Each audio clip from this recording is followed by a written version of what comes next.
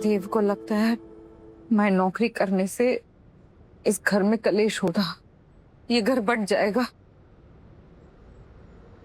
हमको लगता है हमें देव की बात मान लेनी चाहिए और ये नौकरी की जिद छोड़ देनी चाहिए। नहीं माँ, आज पापा जी ने जो भी कहा वो गुस्से में कहा और थोड़ी सी ईगो में। देखिए, अगर आज घर में शांति बनाए रखने के लिए आपने उनकी बात मान भी ली तो भी आगे जाके ये बात आपको खटकती रहेगी। फिर ना आप खुश रह पाएंगी और ना पापा जी। हाँ माँ, सच जी सही करे।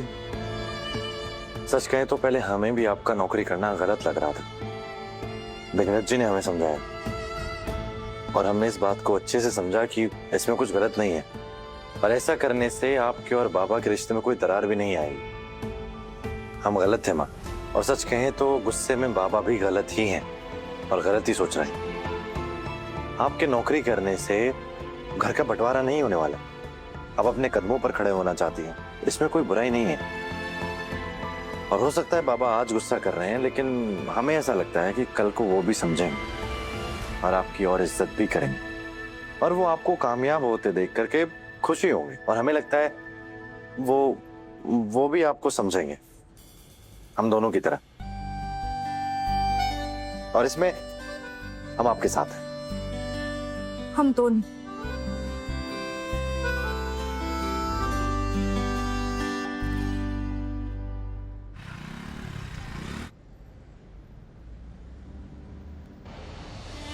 अब इनको मिल के मुनाफे में से अपनी तनख्वाह चाहिए। अगर किसी गरीब घर में पैदा हुए होते ना, या हमारी तरह अनाथ पैदा हुए होते, तो जिस मिल में ये मालिक बनकर घूम रहे हो ना, इस मिल में तुम्हें मजदूर की नौकरी भी ना मिलती। हाँ, ये भाभी, ये तो रोटी का रुमाल बना दिया आपने। ये रुमाली रोटी बना रहे थे आप? सॉरी, वो हमारा ध्यान कहीं और था, अभी बना देते हैं। अभी हम जानते हैं कि आप कहाँ खोई हुई। पापा जी ने केतु दादा को जो खरी खोटी सुनाई, उसी के बारे में सोच के बुरा फील कर रही है ना? पापा जी जब धीरज को सुनाते हैं तब हमें भी ऐसे ही बुरा लगता है, लेकिन शायद पापा जी का तरीका ही यही है, अपना दुख और गुस्सा जाहिर करने का। आप उनकी बातों को दिल पर मत लगाइए, बुरा मत फील कीजिए।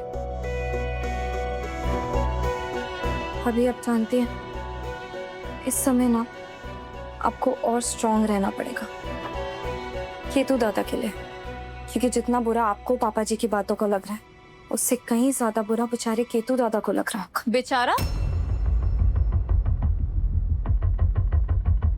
किस बात का बेचारा? तुम्हारा पति कोई बेचारा बेचारा नहीं है, एक नंबर का आलसी और आवारा है। पापा जी ने तो खुद बोल दिया कि तुम्हारे पति में कोई काबिलियत नहीं है। तुम्हारे केतु की बस की बात नहीं है कि वो अपने पैरों पर खुद खड़ा हो जाए। कसम, अगर हमारे पति को पापा जी ने ऐसे बोला होता ना, तो हम तो शर्म के मारे डूब के मर जाते। लेकिन तुम तो लतखोर निर्लज हो, तुम्हें कहाँ शर्म आएगी? क्या हुआ नर्मदा, कुछ बोलो, हमें बताओ तो तुम्हें कैसा लग रहा है ये जानकर कि तुम्हारे पति की इस घर में कोई इज्जत नहीं है। अच्छा एक बात बताओ, कि अगर तुम्हें पहले पता होता कि तुम्हारा पति एक नंबर का निखट्टू है और कामचोर है, तो क्या तुम उसके साथ भाग के शादी करती?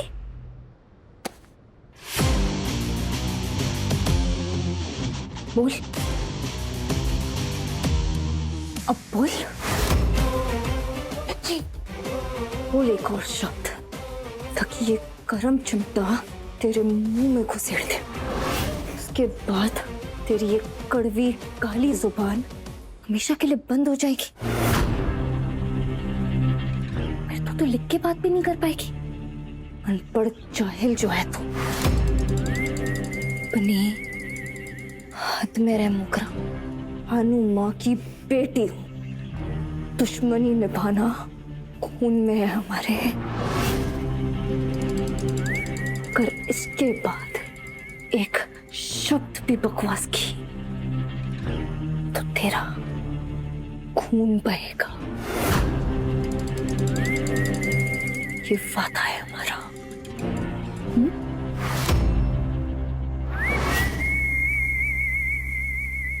निकल यहाँ से। निकल यहाँ से।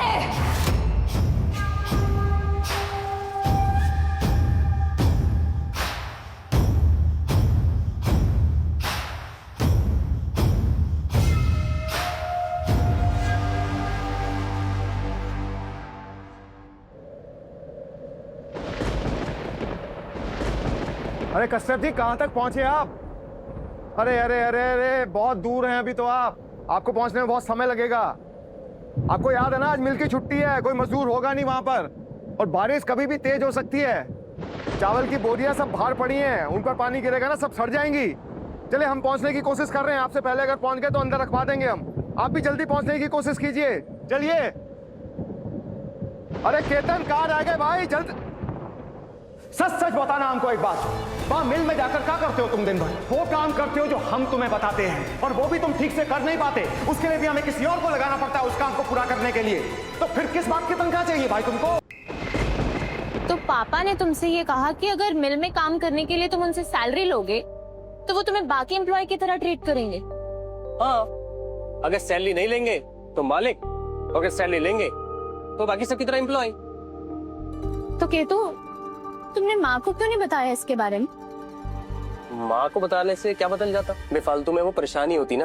और हम तो कह रहे हैं कि ये बात तुम्हारे और हमारे बीच में ही रहनी चाहिए, वरना घर में बेवजह चर्चा होगी और कुछ नहीं होगा।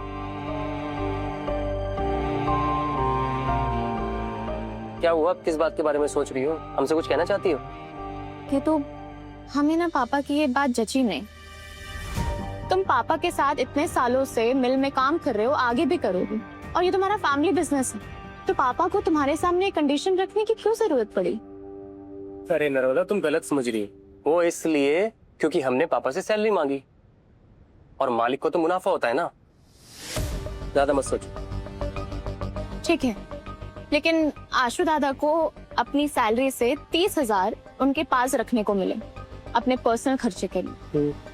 कल को हमें भी अपने पर्सनल खर्चों के लिए अगर पैसे की जरूरत पड़ी तो क्या पापा के पास जाकर मांगेंगे? हमारा भी तो हक बनता है ना कि हमारी जेब में पैसे हो, ताकि किसी और के सामने जाके हाथ ना फैलाना पड़े। हमें तो लगा था कि पापा ने अपनी गलती मानी, हमें सॉरी बोला, यही अपने आप में बड़ी बात है, और इसके चलते हमारा मूड ठीक हो गया था। लेकिन अब तुम सभी बातें करके मैं फिर से फील बैड करवा रही है। कि तुम हमें एक बात बताओ, अगर हमें पैसे की जरूरत पड़ी तो पापा क्या हमें मना कर देंगे? नहीं केतु, हम बस तुम्हें समझाने की कोशिश कर रहे हैं कि ये जो तुम्हारी सैलरी की डिमांड थी ना, वो बिल्कुल जायज है। बस अगर पापा के सामने बात खुलकर होती तो वो भी हमारी बात से अग्री करते। खैर, तुम खुश हो ना, तो हमें भी इस सब से फर्क नहीं पड़ता, हम भी खुश। ज्यादा ओवरथिंक मत किया करो। हाँ, आ गए मजे। और नाच लो बारिश में, घूमो बारिश में, घूमो गोल गोल घूमो। छी, क्या है? क्या क्या है? छी, धीरज, तुम ना एक नंबर के छोटे बच्चे हो। क्या कह रहे थे तुम? हमारा गर्म खून है, हमें सर्दी नहीं लगती। अरे अब क्या हुआ, सारा गर्म खून ठंडा हो गया ना। छोटा बच्चा एक नंबर का। ले, ओले, छोटे बेबी को सर्दी लग गई। ब्रांडी पिला दे जैसे छोटे बेबी को पिलाते हो। अरे रज्जी, हमारी हालत खराब हो जा रही है। बाम लाओ, बाम लगाओ। बैम लगा दी।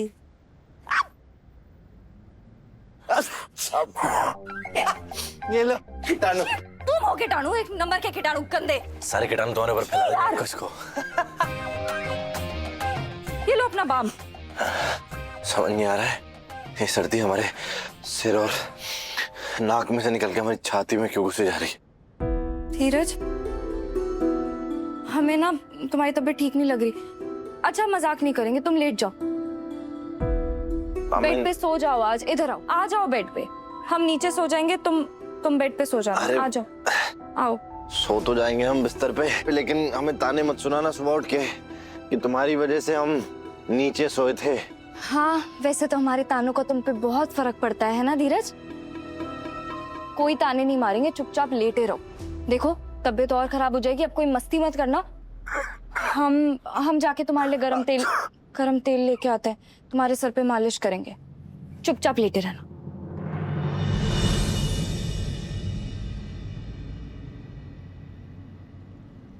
गरम तेल से थोड़ी मालिश करवा लो। हम ठीक है, हमें मालिश कराने की कोई जरूरत नहीं है। चुपचाप मालिश करवा लो, पहली बारिश में भीगे हो, बीमार पड़ जाओगे।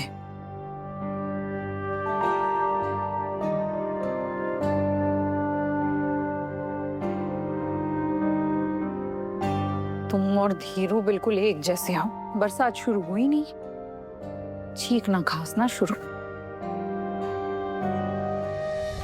तुमसे बात कहनी थी देव। तुमने जब कहा था कि हमारी नौकरी करने से घर में कलेश होगा, घर का बंटवारा होगा, तो हमें लगा था कि तुम सही कह रहे हो, और लगभग हमने तुम्हारी बात को मान ही लिया था। लगभग क्या होता है? लगभग मतलब तुम जब घर आए थे तब वो एक औरत जा रही थी ना, पापड़ वाली, गार्गी नाम है उसका। कोरोना काल में उसके पति गुजर गए थे। उसके बाद से वो खुद अपनी 2 बेटियों को पाल रही है, पापड़ बेच के।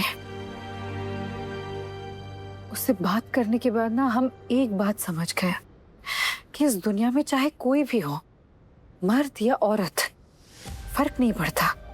हर किसी को कोई ना कोई काम करते रहना चाहिए, क्योंकि काम वो किराया है जो हम इस दुनिया में रहने के लिए चुकाते।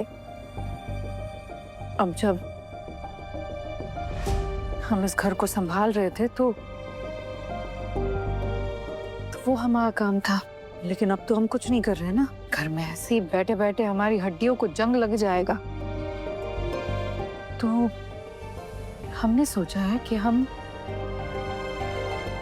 भले ही किसी के यहाँ नौकरी ना करें, लेकिन हम कोई ना कोई काम